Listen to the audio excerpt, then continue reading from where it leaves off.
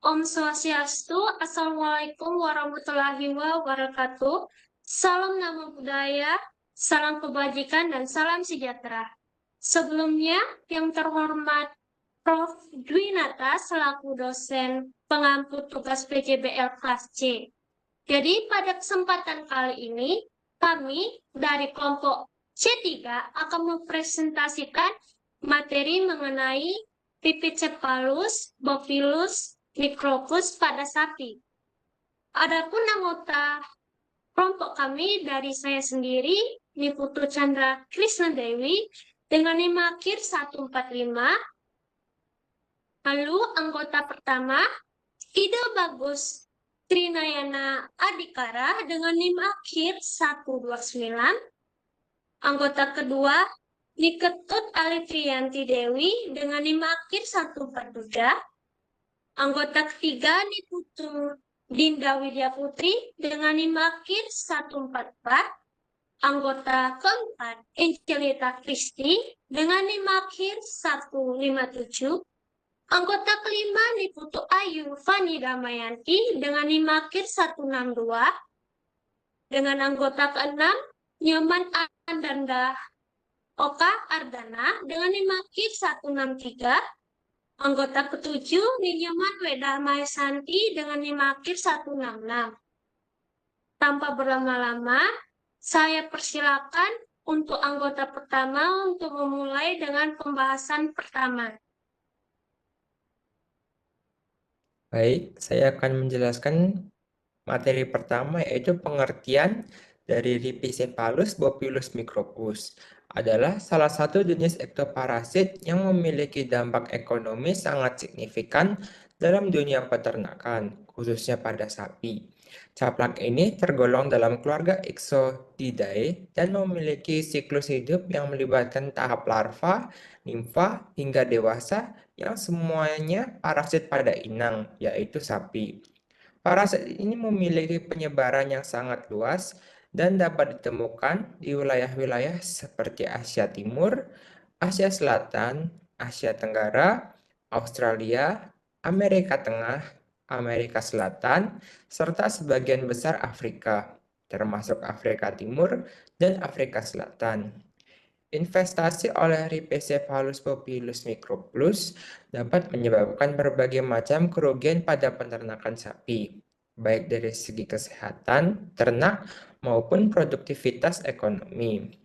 Kerugian yang ditimbulkan oleh caplak ini meliputi penurunan produksi susu dan daging akibat stres yang dialami hewan ternak, serta anemia yang disebabkan oleh kehilangan darah dalam jumlah besar karena aktivitas menghisap darah oleh caplak ini pada inangnya.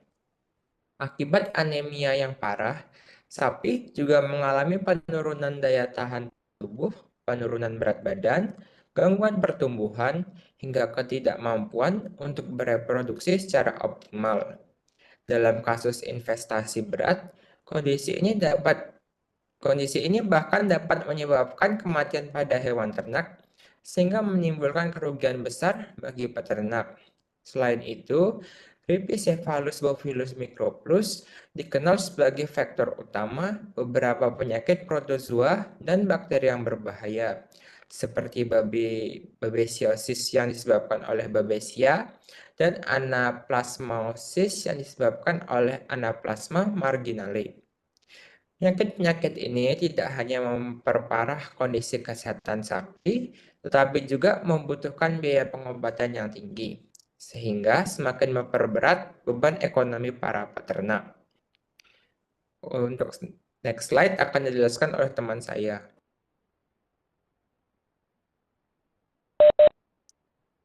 Baik, selanjutnya itu ada taksonomi Rhipicephalus bopilus micropus, di mana termasuk dalam genus Bopilus, famili Ixodidae atau caplak bercangkang keras, ordonya Acarina, kelasnya Arachnida, dan subfilum Selicerata. Slide selanjutnya akan dijelaskan oleh teman saya.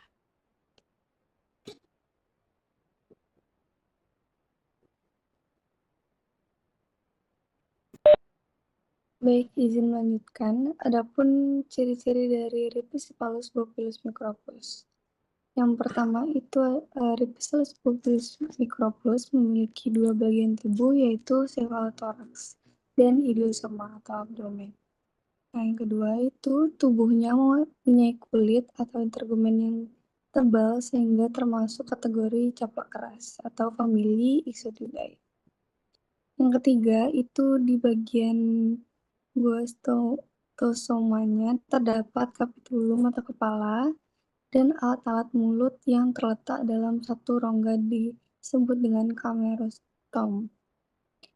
Yang keempat itu berwarna kemerahan atau coklat kehitaman. Selanjutnya itu lekuk anus terletak lebih posterior. Yang selanjutnya juga ada caplak ini memiliki ristom dan mata. Dan yang terakhir itu ada ciri-cirinya alat penghisap terletak di ujung yang berfungsi untuk menempel dan menghisap darah. Slide selanjutnya akan dijelaskan oleh teman saya. Waktu dan layar saya persilakan.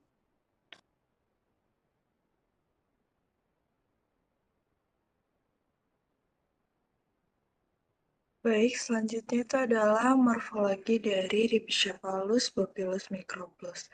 Jadi bisa dilihat pada gambar yang sebelah kiri itu merupakan morfologi dari caplak jantan. Yang sebelah kirinya itu dia tampak dorsal dan yang kanan itu tampak ventral. Nah, di gambar yang sebelah kanan itu ada morfologi caplak betina, di mana yang gambar sebelah kirinya itu dia tampak dorsal dan yang sebelah kanan itu tampak ventral. Jadi, caplak keras famili Ixodidae ini memiliki bentuk bulat telur serta memiliki integumen yang liat atau keras yang menjadi ciri khusus famili ini. Nah, caplak jantan pada bagian dorsalnya itu tertutup seluruhnya oleh skutum atau perisai. Yang pada caplak betina itu hanya menutupi 1/3 dari bagian anterior tubuhnya. Nah, hal ini itu menyebabkan tubuh caplak betina itu membesar dan mengembang setelah dia tuh menghisap darah.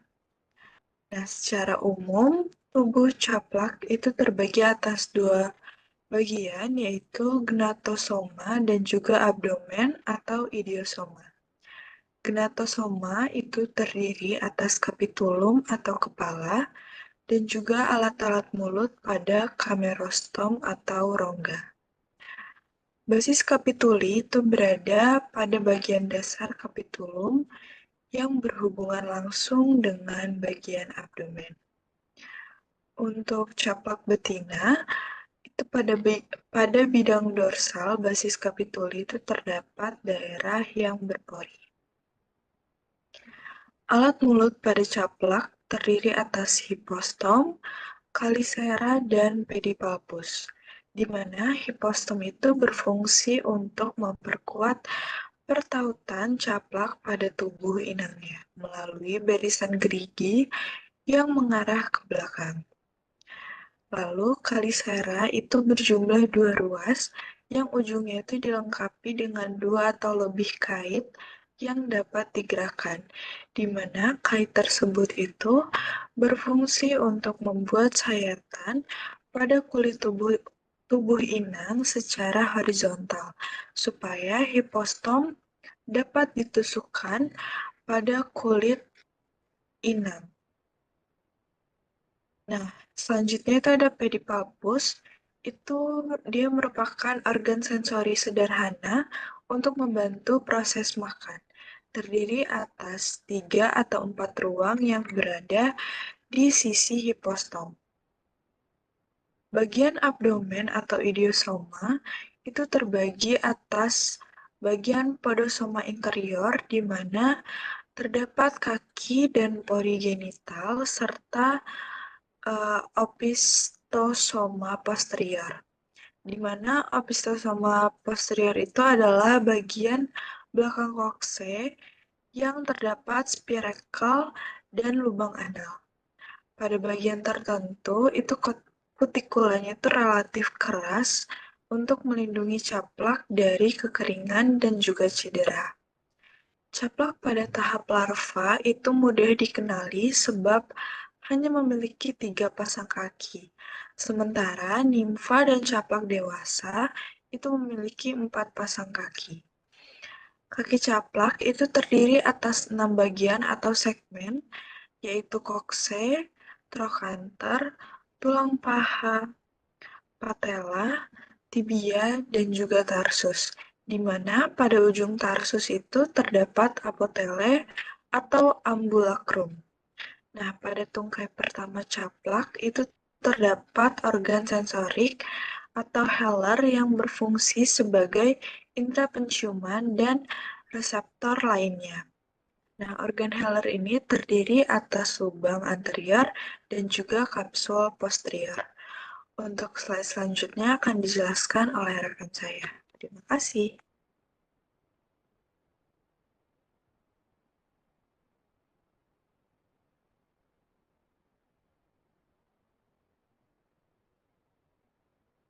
Baik, selanjutnya ada hospes.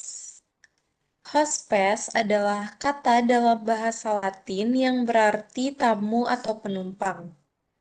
Dalam beberapa konteks, kata ini sering digunakan untuk merujuk pada suatu benda asing yang datang. Dalam konteks ini, hospes adalah organisme inang yang menjadi tempat hidup atau sumber nutrisi bagi parasit selama sebagian atau seluruh siklus hidupnya. Rhipicephalus merupakan caplak yang juga memerlukan inang untuk hidup.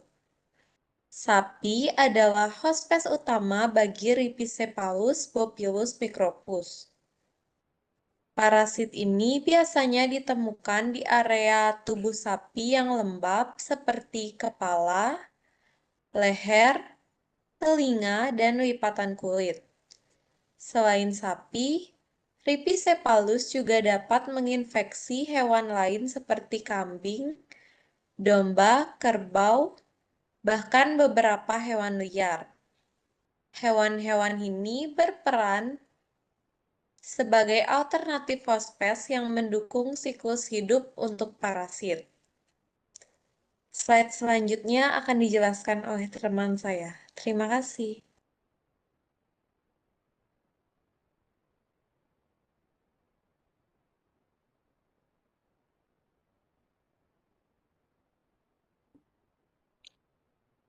Baik, terima kasih atas kesempatannya. Sekarang ada siklus hidup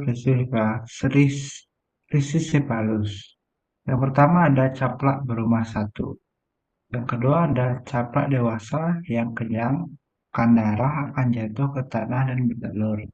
Selanjutnya ada larva yang baru menetas akan mencari inang dengan bantuan olfaktoriusnya. Setelah berhasil mendapat induk semang dan menghisap darahnya, larva akan melepas diri dari induk semang untuk berganti kulit atau molting menjadi nimfa. Selanjutnya, nimfa menghisap darah kembali. Setelah kenyang, akan jatuh ke tanah dan berganti kulit menjadi caplak dewasa.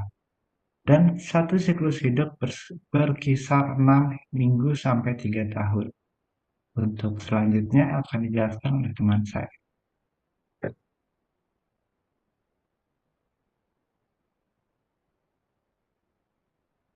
Baik, terima kasih atas kesempatan yang diberikan kepada saya. Selanjutnya itu kesimpulan dari materi yang sudah kami jelaskan sebelumnya. Rhipicephalus adalah genus caplak yang menyerang sapi, termasuk dalam taksonomi kelas Arachnida dan famili Ixodidae. Memiliki 3 siklus hidup, yaitu mulai dari larva, nimfa, dan dewasa, berpindah antar hospes. Morfologi tubuh berbentuk oval dengan kaki bersegmen dan kapitulum anterior, serta dapat menginvestasi berbagai hospes, terutama sapi, sehingga berperan penting sebagai faktor atau vektor penyakit seperti babesiosis dan anaplasmosis. Saya kembalikan kepada moderator. Terima kasih.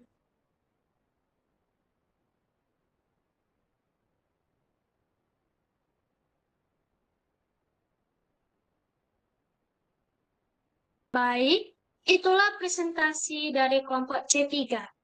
Kami mohon maaf apabila terdapat kekurangan atau kesalahan dalam penyampaian.